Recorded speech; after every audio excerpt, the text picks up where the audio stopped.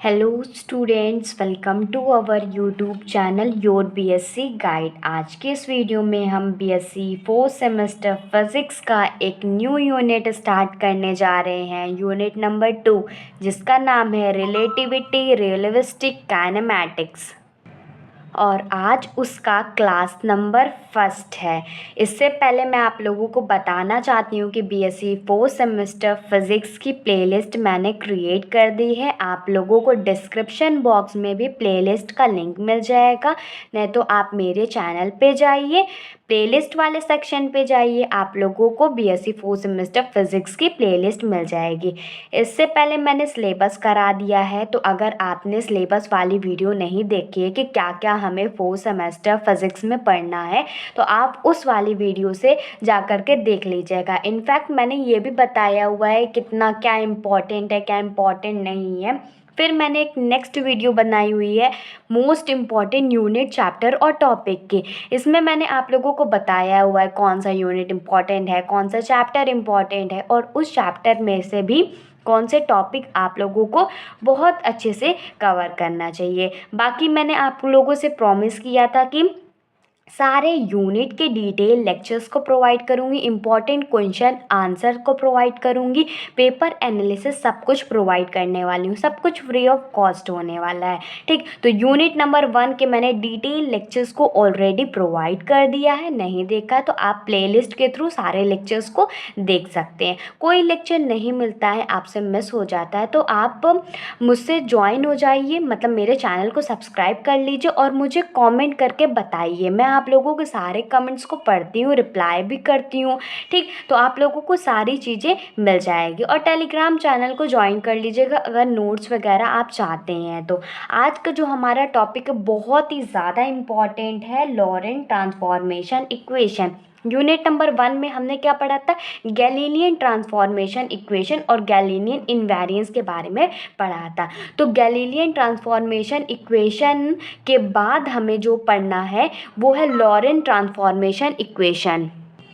Galilean transformation equation भी important है और उसी तरीके से लॉरेंट ट्रांसफॉर्मेशन इक्वेशन भी इम्पॉर्टेंट है। जैसे उसमें 2 फ्रेम लेते थे, S frame, S dash frame, इसमें भी वही तरीके से ही लेंगे और फिर उसकी जा कर के हम लोग क्या निकालेंगे, इक्वेशन निकालेंगे। देन उसके बाद हम टाइम इंटरवल को भी कैलकुलेट करने वाले हैं। वीडियो थोड़ी सी लंबी ज़रूर होगी, लेकिन आज की वीडियो देखने के बाद आप लोगों को कहीं और जाने की ज़रूरत नहीं पड़ेगी। पूरा का पूरा लॉरेंट ट्रांसफॉर्मेशन इक्वेशन जितने कॉन्सेप्ट होंगे इसमें मैं आप लोगों को समझा दूंगी। सबसे पहले लॉरेंट ट्रांसफॉर्मेशन इक्वेशन आया कहाँ से उसके बारे में समझते हैं। तो मैं आप लोगों को कुछ पॉइंट्स लिखवाऊंगी, उसको आप लोगों को ज़रूर पढ़ना है। ठीक, तो इसमें सबसे पहले लिखते हैं, फर्स्ट पॉइंट डालिएगा, on the basis of theory, on the basis of theory of relativity,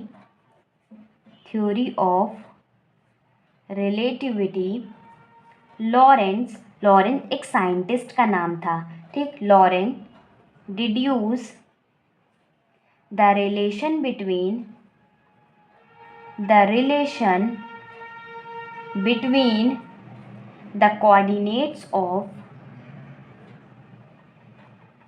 coordinates of two internal frame of reference। क्या? two internal frame of reference।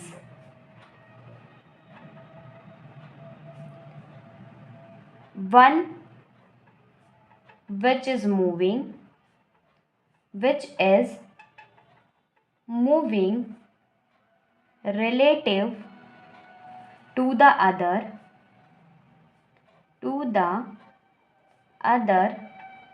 with uniform velocity। देखिए इसमें क्या कह रहा है, थ्योरी ऑफ रिलेटिविटी को मैंने यूनिट नंबर 1 में पहला ही लेक्चर लिया हुआ है, तो उसमें मैंने आप लोगों को थ्योरी ऑफ रिलेटिविटी बताया हुआ है क्या होता है। और मैंने आइंस्टाइन की थ्योरी ऑफ रिलेटिविटी को भी लास्ट लेक्चर में कवर किया हुआ है। अगर आपको नहीं पता है, यूनिट नंबर 1 नहीं देखे हैं, तो आप ज़रूर देख लीजिएगा। अगर आपने यूनिट नंबर 1 को अच्छे से पढ़ा हुआ है ना, यूनिट नंबर 2 बहुत अच्छे से कवर हो जाने वाला है, क्योंकि इसमें भी रिलेटिविटी का कॉन्सेप्ट है। क्या नाम ही देखिए, यूनिट नंबर 2 का क्या नाम है, रिलेटिविटी रिलेटिविस्टिक काइनेमैटिक्स। उसमें क्या था, रिलेटिविटी एक्सपेरिमेंटल बैकग्राउंड था। तो इसमें ये कह रहा है कि जो थ्योरी ऑफ रिलेटिविटी थी उसकी बेसिस में लॉरेंट नाम के एक साइंटिस्ट ने उन्होंने डिड्यूस किया, मतलब खोज की, the relation between the coordinate of two inertial frame. उसमें भी क्या था, गैलीलियन ट्रांसफॉर्मेशन में दो इनर्शियल फ्रेम को ही तो लेते थे, तो उसका रिलेशन निकालना है, उसके कोऑर्डिनेट का रिलेशन, फ्रेम ऑफ रेफरेंस का, दोनों जो फ्रेम होगा, मतलब कह रहा है कि जो फ्रेम है इनर्शियल फ्रेम होगा, which one is moving related to the other with uniform velocity. मतलब जो है वो फ्रेम जो है मूव करता होगा दूसरे के रेस्पेक्ट में। ठीक, पहले मैं आप लोगों को डायग्राम समझा देती हूँ, फिर इसके सारे कॉन्सेप्ट को लिखवाऊंगी और आप लोगों को उतना लिखना भी है ताकि आप लोग एग्ज़ाम में अच्छे से परफॉर्म कर सकें। हम सबसे पहले दो फ्रेम ऑफ रेफरेंस, मतलब दो फ्रेम लेते हैं जो कि इनर्शियल फ्रेम होंगे। ठीक, मान लेते हैं ये हमारा एस फ्रेम है और ये हमारा एस डैश फ्रेम है। ठीक, और ये हमारा ओ है, ओ डैश है, और ये हमारा ओ है, और ये हमारी एक्सिस, पहले वाले एक्सिस के लिए एक्स है, दूसरी वाले फ्रेम के लिए एक्स डैश है, और ये हमारा वाई डैश है, ये हमारा जेड डैश है, इधर हमारा जेड है, और ये हमारा वाई एक्सिस कोऑर्डिनेट्स हैं। ठीक, अब इसमें क्या रहा है, ये जो फ्रेम है ये वी वेलोसिटी से मूव कर रहा है, और मान लेते हैं एक पॉइंट पी है और इसकी यहाँ से यहाँ तक की डिस्टेंस एक्स डैश है एस डैश फ्रेम के लिए, और यहाँ से यहाँ तक की डिस्टेंस एक्स है एस फ्रेम के लिए। ठीक, और ये हमारा कितना था, ये हमारा वी टी था, मैंने गैलीलियन ट्रांसफॉर्मेशन में अच्छे से बताया हुआ है। और अगर एक्स मतलब एस फ्रेम के लिए अगर इसके कोऑर्डिनेट देखें तो ये X comma Y comma Z हो जाएगा, और टाइम के रिस्पेक्ट में निकाले तो टाइम टी हो जाएगा। अगर हम एस डैश फ्रेम के लिए इसके कोऑर्डिनेट्स देखें तो X dash Y dash Z dash और टी डैश हो जाएगा। ठीक, तो ये मैंने आप लोगों को जैसे गैलीलियन ट्रांसफॉर्मेशन में बताया हुआ था, सेम एज इट इज़ इतना ही करना है। अब इसमें आगे लिखना है, आगे लिखिएगा, इसमें जितनी चीज़ें हम लोगों ने बनाई उतनी सारी चीज़ें कंसीडर करेंगे, लिखेंगे। तो लिखेंगे let us consider two frame of reference. आप चाहे तो वीडियो को पॉज करके नोट डाउन भी कर सकते हैं, नहीं तो मेरे टेलीग्राम चैनल को ज्वाइन कर लीजिएगा। सबसे पहले प्ले स्टोर से टेलीग्राम को इंस्टॉल कीजिएगा, देन उस पर अपने नंबर से आईडी बनाइएगा, योर बीएससी गाइड में ज्वाइन हो जाइएगा। आप लोगों को वहाँ पर भी इसके नोट्स मिल जाएंगे। लेकिन मैं तो यही कहती हूँ कि आप जिस टाइम पे वीडियो देख रहे हैं उस टाइम पे पॉज करके लिख लीजिए, क्योंकि टेलीग्राम पे मैं थोड़ा टाइम लेके ही लेकिन प्रोवाइड कर देती हूँ। ठीक, तो let us consider two frame of reference. हम मान लेते दो फ्रेम ऑफ रेफरेंस है, क्या, एस और S dash, S and S dash, दो हमारा फ्रेम ऑफ रेफरेंस है, और एस डैश क्या है, ये मूव कर रहा है, और किस डायरेक्शन में मूव कर रहा है, पॉजिटिव एक्स डायरेक्शन में मूव कर रहा है, और इसकी वेलोसिटी क्या है, वी वेलोसिटी है, किसके रेस्पेक्ट में मूव कर रहा है, एस के रेस्पेक्ट में मूव कर रहा है। तो जितनी चीज़ें हम लोग ने एज्यूम की थी सारी चीज़ें लिखेंगे। तो लिखेंगे let S dash be the moving along positive x-axis direction with a velocity v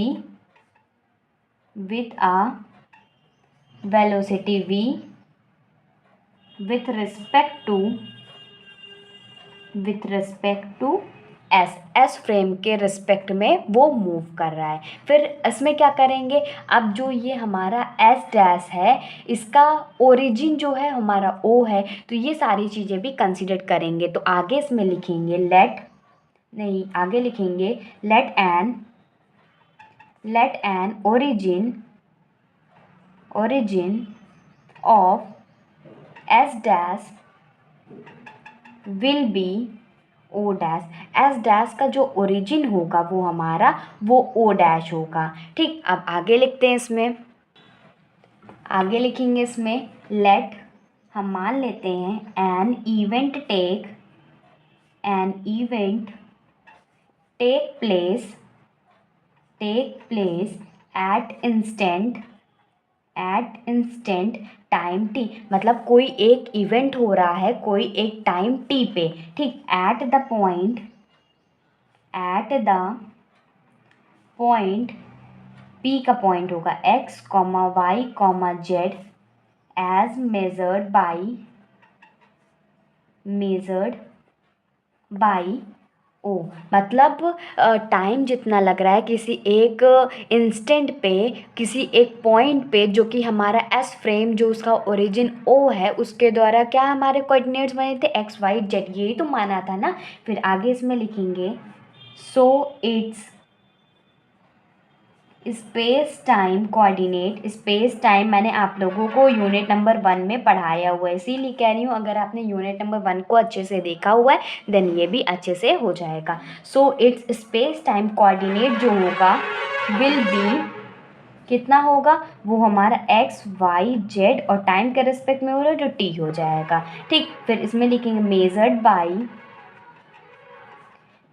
by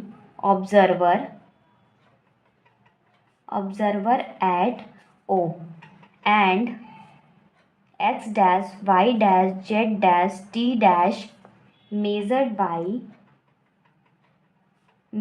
by observer at O dash, ठीक। और मतलब जो उसके दूसरे कोऑर्डिनेट है एस डैश फ्रेम के लिए जिसका ओरिजिन ओ डैश था, तो उसके लिए जो कोऑर्डिनेट्स आया था X Y Z dash T dash था। ये स्पेस टाइम कोऑर्डिनेट मैंने एस एक्सिस का भी निकाल के बता दिया था और इसमें लिखवा भी दिया हुआ है। अब यहाँ से हम कोऑर्डिनेट्स की वैल्यू निकालेंगे। अब यहाँ पर देखिए मैं आप लोगों को एक बार समझा देती हूँ। देखिए ये यहाँ पर हमें एक्स डैश की वैल्यू चाहिए होगी, तो एक्स डैश हमारा क्या निकलेगा, जैसे मैंने गैलीलियन ट्रांसफॉर्मेशन में आप लोगों को बताया ना एक्स डैश कैसे निकलेगा, एक्स में से वी टी को पूरे में से वी टी को माइनस कर देंगे तो एक्स डैश निकल आएगा। और वाई के लिए क्या है, वाई में तो कोई भी लाइन नहीं है कोऑर्डिनेट्स नहीं है, तो वाई के लिए वाई ही हो जाएगा और जेड के लिए भी जेड हो जाएगा, ठीक। तो आगे इसमें लिखेंगे the value of x dash will B x dash is proportional, किसके प्रपोर्शन होगा एक्स माइनस वी टी के, ठीक। और हमारा एक्स डैश अब जब प्रोपोर्शनलिटी का साइन हटता है तो कोई एक कांस्टेंट आता है, तो ये के आ जाएगा कांस्टेंट और एक्स माइनस वी टी हो जाएगा। इसको इक्वेशन नंबर फर्स्ट मान लेते हैं। अब हमें एक्स के लिए चाहिए तो लिखेंगे फॉर एक्स, तो x proportional to X dash plus V T dash हो जाएगा, ठीक। तो x का प्रोपोर्शनलिटी का साइन हटाएंगे तो इक्वल आएगा और ये k हो जाएगा x dash plus V T. इसीलिए इसमें थोड़ा सा चेंज है गैलीलियन ट्रांसफॉर्मेशन से, इसीलिए लॉरेंस ट्रांसफॉर्मेशन इसको कहते हैं, लॉरेंस ट्रांसफॉर्मेशन इक्वेशन। तो x डैश की वैल्यू निकाल आई, x की वैल्यू निकाल आई, अभी हमें y की भी तो चाहिए ना, y की चाहिए कि नहीं चाहिए, तो y हमारा डैश कितना निकल आएगा y डैश के इक्वल निकल आएगा और z डैश हमारा z के इक्वल निकल आएगा। इसको इक्वेशन नंबर 3 मान लीजिए, इसको इक्वेशन नंबर 4 मान लीजिए। अब हम लोग इतना तो निकाल लेते हैं, तो इसको कहते हैं, ये चारों इक्वेशन को लॉरेंस ट्रांसफॉर्मेशन इक्वेशन कहते हैं। अब यहाँ से हम लोग टाइम भी तो निकालेंगे कि कितना यहाँ पर टाइम कंज्यूम हो रहा है, तो टाइम निकालने के लिए करेंगे कि अगर हम ये वाली इक्वेशन को एक्स की इक्वेशन में और इसकी इक्वेशन में सारी वैल्यू को पुट कर देते हैं, किसमें, तो लिखेंगे on putting the value of x dash, जो एक्स डैश की वैल्यू है कहाँ पुट करेंगे, इक्वेशन नंबर 2 में पुट करेंगे, तो लिखेंगे इन इक्वेशन नंबर सेकंड में पुट कर देंगे। तो ये हो जाएगा एक्स और ये हमारा नीचे के को नीचे ले लेंगे तो ये हमारा के हो जाएगा। देन हमारे पास कितना आएगा, एक के और बचेगा ना इसमें देखो एक्स डैश की वैल्यू पुट करनी है, तो एक्स डैश जब हमारे पास ये है के एक्स माइनस वी टी है तो इसकी जगह पुट करेंगे तो एक के तो साथ ही में रहेगा और एक के को हम नीचे ले लेंगे, तो ये हो जाएगा एक्स बाई के इज इक्वल टू के x minus V T plus V T dash हो जाएगा। ठीक, अब इसको जो प्लस वाला है इसको इसके साथ मल्टीप्लिकेशन करेंगे। ठीक, तो के एक्स हो जाएगा और के वी टी हो जाएगा और इसको इधर ले आएंगे तो ये एक्स बाई के हो जाएगा, ये हो जाएगा के एक्स माइनस के we T plus V T dash, तो ये हो जाएगा एक्स बाई के माइनस के एक्स प्लस के वी टी, माइनस का था इधर आएगा प्लस हो जाएगा, ये प्लस का था तो इधर आएगा माइनस हो जाएगा और इधर क्या बचेगा वी टी डैश बचेगा। अब यहाँ से वी टी डैश की वैल्यू कितनी आ जाएगी, वो आ जाएगी के वी टी माइनस के एक्स और प्लस में एक्स बाई के हो जाएगा। ठीक, इसको सॉल्व करेंगे तो यहाँ से टी डैश की वैल्यू निकल आएगी जो कि आएगी के टी माइनस के एक्स बाई वी, मतलब वी को नीचे डिवाइड में ले आए तो ये हो बचेगा के अपॉन एक्स अपॉन के वी हो जाएगा। तो हमारे पास जो फाइनल जो टी डैश की वैल्यू आ जाएगी वो आ जाएगी के टी माइनस के एक्स बाई वी को कॉमन ले लेंगे इन दोनों में से, तो अंदर क्या बचेगा यहाँ पर वन बचेगा, वन माइनस ये यहाँ पर के और के, तो ये के स्क्वायर हो जाएगा। ठीक, क्योंकि देखिए के एक्स बाई वी को कॉमन ले लिए तो यहाँ पर तो कुछ नहीं बचा, वन बचा, और तो ये यहाँ पर माइनस के साथ लिया तो ये अंदर प्लस माइनस माइनस हो जाएगा और एक्स बाहर ही है तो ये हमारे पास ऊपर वन बचेगा और नीचे देखिए ये हमारा के है तो के, अब देखिए नीचे एक के तो बचा ही है और वी को हमने बाहर लिया है और ये मल्टीप्लिकेशन के साथ भी तो ऊपर तो है ही नहीं थे तो वही हमारा नीचे भी मल्टीप्लिकेशन के साथ हो जाएगा, तो ये हमारे पास टी डैश की वैल्यू आ गई। इसको हम लोग इक्वेशन नंबर 5 मान लिए। ठीक, अब इसमें क्या करना है, जो वेलोसिटी, अब इसमें वेलोसिटी ऑफ लाइट लगाना है। ठीक, क्योंकि वेलोसिटी ऑफ लाइट जो होती है वो डिस्टेंस अपॉन टाइम होती है, तो एक्स हमारा डिस्टेंस है और टी हमारा टाइम है, तो इसमें हम लगाएंगे तो आगे लिखते हैं, इसमें आगे लिखेंगे फॉर द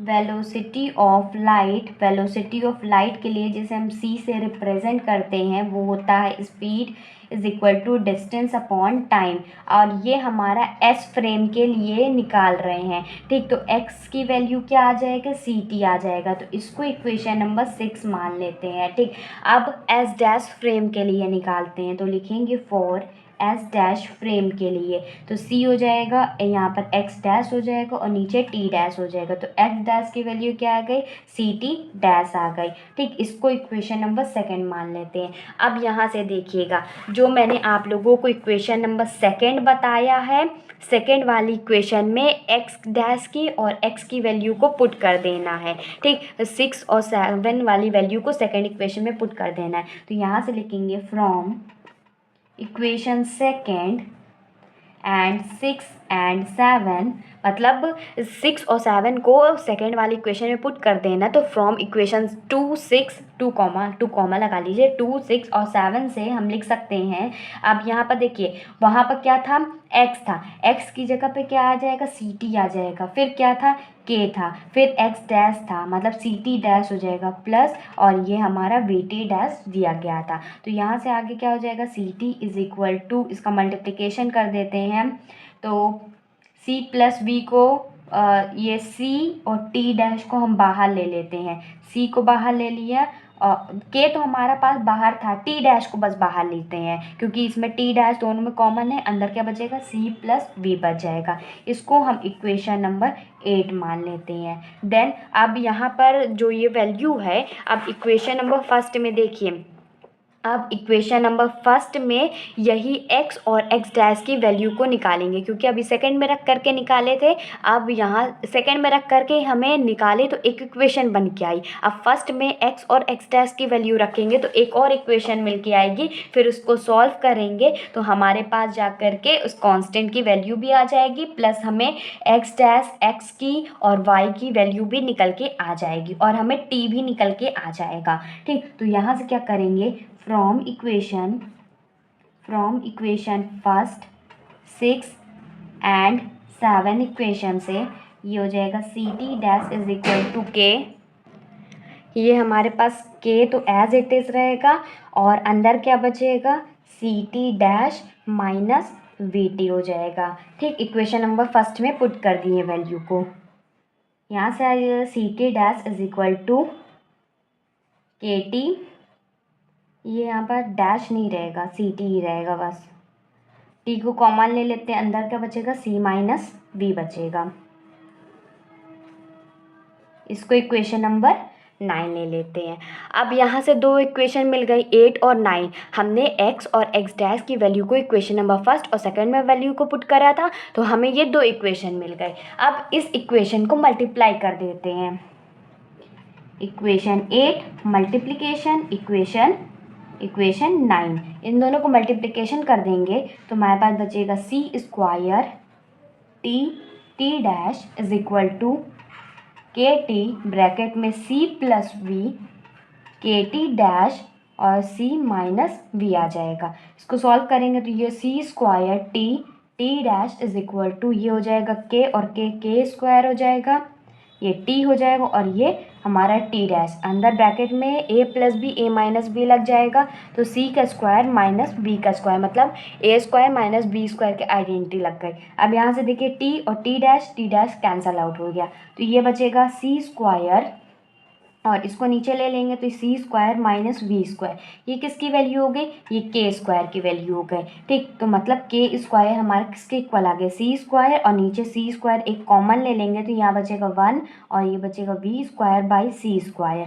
ठीक, ये कैंसल आउट हो जाएगा तो हमारे पास जो के की कांस्टेंट की वैल्यू आ गई वो 1/√में 1 minus V square by C square. ठीक, जितना मैं करा रही हूँ उतना आप लोग कर लीजिए। सबसे पहले हम लोग ने लॉरेंट ट्रांसफॉर्मेशन इक्वेशन निकाले, फिर उसके बाद टाइम इंटरवल निकाला। अब वेलोसिटी ऑफ लाइट के फॉर्म में हमें सारी वैल्यूज़ को निकालनी है। ठीक, तो अब क्या करना है, के वाली वैल्यू को, जो हमारे के की वैल्यू मिली है, इक्वेशन फर्स्ट सेकेंड थर्ड में पुट कर देनी है। देखिए इक्वेशन नंबर फर्स्ट में हमने कांस्टेंट माना था ना, तो यहाँ पर फर्स्ट में पुट कर देनी है, सेकंड में भी पुट कर देनी है और ये थर्ड में तो है ही नहीं है तो कोई भी वो ज़रूरी नहीं है। ठीक, तो आगे लिखते हैं, इसमें इतना आप लोगों ने नोट कर लीजिए, फिर उसके बाद आगे देखते हैं। तो लिखेंगे on putting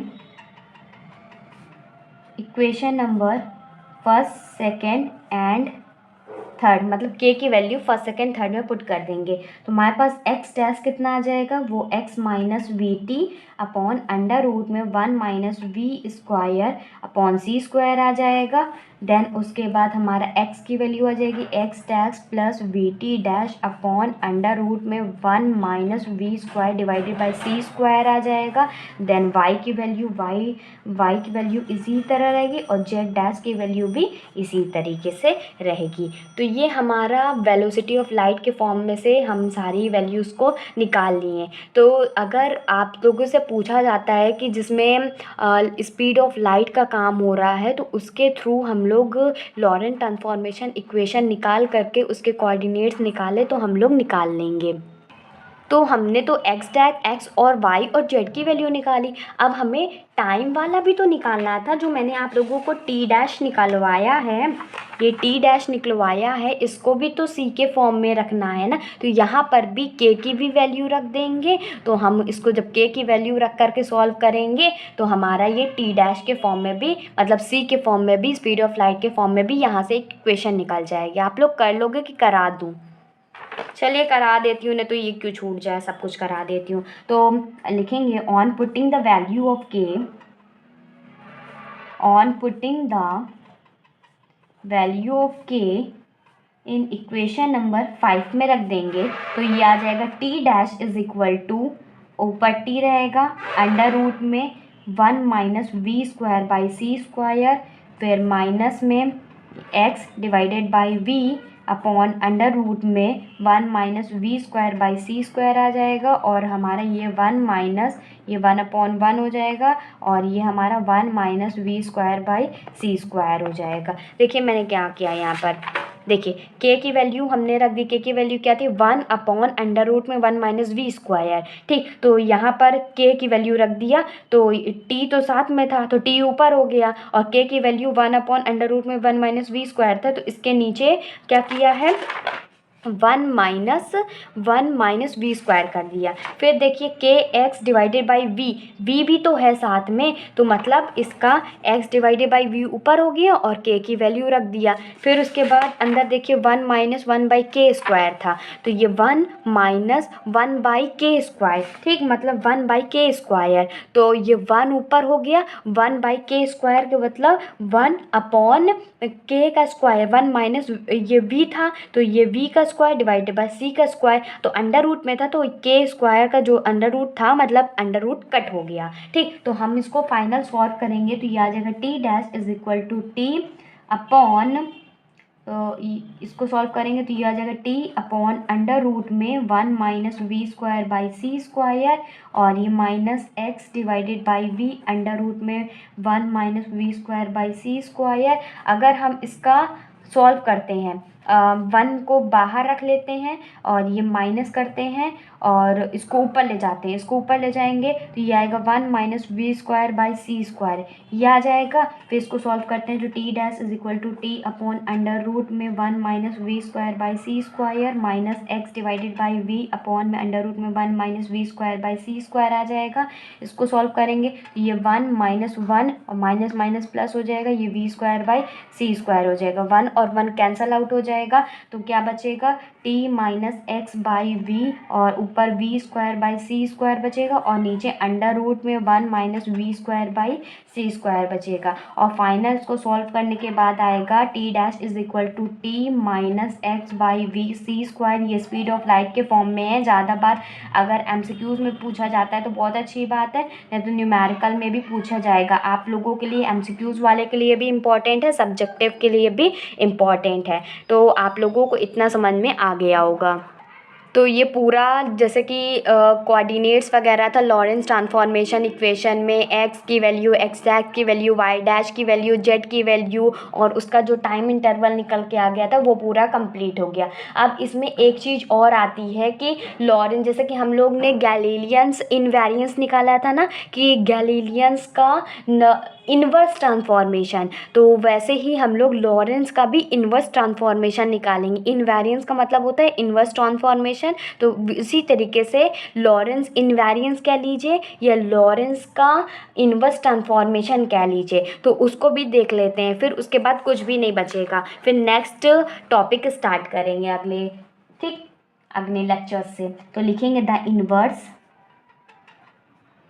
inverse transformations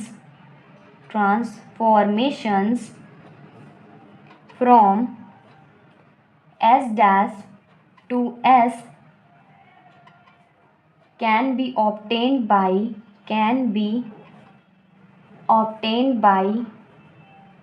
replacing। अगर आप लोग स्टार्टिंग से सब कुछ देख रहे होंगे ना तो आप लोगों को समझ में आ रहा होगा। देखिए उसमें क्या था, ये दो हमारे बना हुआ था, फिर उसके बाद क्या कर रहा था, ये हमारा एस डैश फ्रेम था, ये हमारा एस फ्रेम का था और ये वी वेलोसिटी के साथ मूव कर रहा है। तो अब हमें इसका उल्टा निकालना है, मतलब एस डैश फ्रेम से इधर उल्टा मूव कर रहा है, तो इधर तरफ तो वी वेलोसिटी थी लेकिन नेगेटिव की तरफ आएंगे तो इसकी वेलोसिटी नेगेटिव हो जाएगी, ठीक। और आप लोग नोट डाउन करते हुए चलेंगे ना तो और अच्छे से समझ में आएगा, क्योंकि पहले आप लोग एक बार समझ लीजिए इसमें से, देन उसके बाद नोट डाउन कर लीजिए, तो सारी चीज़ें आप लोग इंटर रिलेट करते हुए चलेंगे। जितनी चीज़ें मैं आप लोगों को पढ़ा रही हूँ सब एग्ज़ाम के लिए इंपॉर्टेंट है, तो आप लोग प्लीज़ मेरा चैनल को सब्सक्राइब कर लीजिएगा और ज़्यादा से ज़्यादा सपोर्ट कीजिए। अगर इस वीडियो में 50 लाइक्स और 50 कॉमेंट्स आते हैं देन मैं आप लोगों को अगली वीडियो बहुत ही जल्दी प्रोवाइड कर दूँगी, और आप लोग मुझे सपोर्ट कीजिए। मैं आप लोगों को सारा content free of cost provide करूँगी, बस आप लोगों का सपोर्ट चाहिए, ठीक। आप लोग ज़्यादा से ज़्यादा शेयर कीजिए चैनल को। अगर आपका कोई भी यूट्यूब चैनल है तो उसमें आप लोग कम्युनिटी पोस्ट भी कर सकते हैं कि ये एक चैनल है, यहाँ से बीएससी आप लोग अच्छे से पढ़ सकते हो। देन आप लोग अगर सोशल मीडिया ऐप चलाते हैं तो उसमें भी आप लोग शेयर कर सकते हैं, लिंक्स वगैरह शेयर कर सकते हैं ताकि और भी बच्चों तक पहुँच सके, पब्लिकली शेयर कर सकते हैं, ठीक। एंड आगे इसमें लिखेंगे एंड इंटरचेंजिंग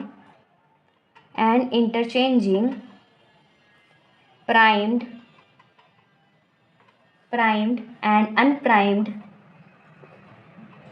unprimed coordinates देखो इसमें क्या कह रहा है कि जो इन्वर्स ट्रांसफॉर्मेशन है एस डैश से एस के लिए वो हमारे रिप्लेस होगा। कैसे रिप्लेस होगा? वेलोसिटी v से लेकर के नेगेटिव वेलोसिटी तक v तक, and interchanging prime and unprimed coordinate, मतलब जो कोऑर्डिनेट्स होंगे वो प्राइम्ड होंगे अनप्राइम्ड होंगे। फिर आगे लिखेंगे इसमें 10 इन्वर्स। कोई चीज़ नहीं समझ में आता तो आप लोग मुझे कमेंट्स करके पूछ सकते हैं, ठीक। मैं आप लोगों के सारे कमेंट्स का रिप्लाई देती हूँ। ट्रांसफॉर्मेशन।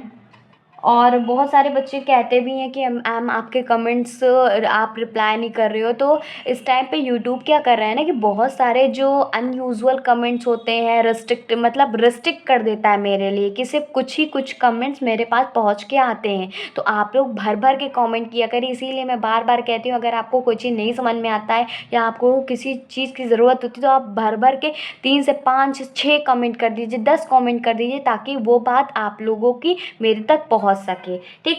तो the inverse Lorentz transformation equation, वो हमारा लॉरेंस ट्रांसफॉर्मेशन इक्वेशन इनवर्स के फॉर्म में वो क्या हो जाएगा? वो हो जाएगा x के लिए x is equal to X dash plus V T dash upon में अंडर रूट में 1 minus V square by C square. ये हमारा x के लिए हो जाएगा, और y के लिए y dash as it is रहेगा, और z के लिए हमारा z dash as it is रहेगा, और t के लिए क्या रहेगा? t is equal to T dash plus V X dash upon में सी स्क्वायर, इसको और अपॉन में देखिए T dash plus V X square upon C square, इतना तो रहेगा ही, लेकिन उसके नीचे भी अंडर रूट में 1 minus V square by C square, ये हमारे टी के लिए रहेगा। अब यहाँ पर देखिए हम ये कह सकते हैं कि एक तरह का कंक्लूजन पहले लिखवा देती हूँ फिर समझाती हूँ। A significant conclusion from Lorentz transformation equation, Lorentz transformation, क्या Lorentz transformation is that nothing can move with a velocity greater than the velocity of light,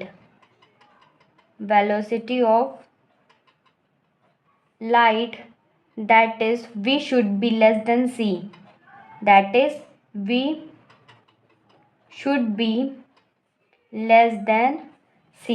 मतलब कह रहा है कि एक कंक्लूज़न निकाल सकते हैं कि जो लॉरेंस ट्रांसफॉर्मेशन इक्वेशन था, कोई भी ऐसी चीज़ जो कि स्पीड ऑफ लाइट से कोई भी ऐसी चीज़ मूव नहीं कर सकती, तो वही चीज़ कह रहा है कि जो स्पीड ऑफ लाइट होगी उसकी वेलोसिटी बहुत ही ज़्यादा होगी as compare to the velocity of light. तो कह सकते हैं कि वी शुड बी लेस, कम होगी, then C speed of light से कम होगी, किसी भी ऑब्जेक्ट की वेलोसिटी की बात कर रहा है। तो होप आप लोगों को पूरा का पूरा लॉरेंट ट्रांसफॉर्मेशन इक्वेशन अच्छे से समझ में आ गया होगा। नेक्स्ट वीडियो में आप लोगों के लिए लेकर के आऊँगी रिलेटिविटी ऑफ साइमल्टेनिटी है इसमें, और उसमें ट्रांसफॉर्मेशन ऑफ लेंथ कॉन्ट्रैक्शन के बारे में है, या अपैरेंट लेंथ कॉन्ट्रैक्शन कहते हैं, या फिल्ग्लास लेंथ कॉन्ट्रैक्शन कहते हैं, और टाइम डिलेशन वगैरह है इसमें, और भी चीज़ें इंक्लूड है। मैंने सिलेबस वाली वीडियो में आप लोगों को सारे टॉपिक्स बताया हुआ है। अब आप लोगों को क्या करना है, अगर आप लोग सारे लेक्चर्स को फ्री ऑफ कॉस्ट चाहते हैं और चाहते हैं कि मैं आप लोगों को इस यूनिट के भी मोस्ट इम्पॉर्टेंट क्वेश्चन आंसर्स को प्रोवाइड करूं, तो आप लोग मुझे कमेंट करके बताइएगा, और इस वीडियो में 50 कमेंट्स होने चाहिए और 50 लाइक्स होने चाहिए, तभी मैं आप लोगों की बात सुनूंगी। नहीं तो मैं आप लोगों को इतनी मेहनत करके पढ़ा रही हूँ लेकिन आप लोग कोई भी रिस्पॉन्स नहीं कर रहे हो, तो मुझे थोड़ा सा डीमोटिवेशन होता है। तो आप लोग मुझे सपोर्ट कीजिए। अगर आप नए हैं चैनल पे तो आप चैनल को सब्सक्राइब कर लीजिएगा और बेल आइकन को ऑल ऑल पे सेलेक्ट कर लीजिएगा। जब आप बेल आइकन को टैप करेंगे ना तो ऊपर सबसे पहले ऑल का आता है, तो उस पर बस क्लिक कर दीजिएगा। इससे क्या होगा कि आप लोगों को मेरी जो हर वीडियो आएगी उसकी नोटिफिकेशन मिल जाएगी और आधा घंटा पहले मिल जाएगी। ठीक, तो आप मेरे टेलीग्राम चैनल को भी ज्वाइन कर सकते हैं। अगर आप नोट चाहते हैं तो आप इंस्टॉल कीजिएगा और योर बीएससी गाइड सर्च कीजिएगा। और आप यूट्यूब पे भी अगर कोई वीडियो नहीं मिलती है, तो जैसे कि आप लोगों को फिज़िक्स की चाहिए तो BSc 4th semester physics by your BSc guide, क्या करेंगे, बाय योर बीएससी गाइड आप लोग लास्ट में डाल देंगे, कोई भी टॉपिक डाल देंगे तो मेरे चैनल पर रिलेटेड जितनी भी वीडियोस वगैरह होगी सब कुछ आप लोगों के सामने आ जाएगी। ज़्यादा से ज़्यादा शेयर कीजिएगा। Good bye and stay safe.